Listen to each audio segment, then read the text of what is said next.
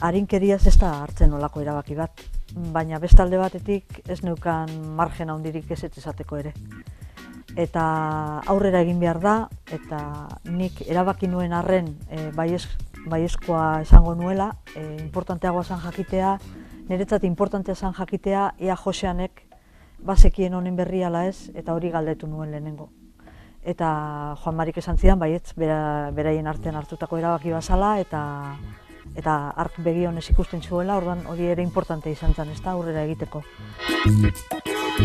Euskal komunidadeari egiten dion mesederik handiena da, segurazki, euskeraz erakustea mundu hori, ez da. Mesedegarri izan da, ez bakarrik euskal prensa irakurtzen dugun ontzat, baita ere, euskaltegietan ikasten dabiltzanentzat, eta oro har euskaldun mundu guztiarentzat, ez da. Krisi garai honetan beti eske ibiltzea ez da goxua, eta langileentzat ere ez da goxua beti eskatzen ibiltzea. Horregatik uste dut ez dela bakarrik berriaren eginkizuna. Eginkizuna eta asmo horiek uste dut zabaldu egin behar ditugula.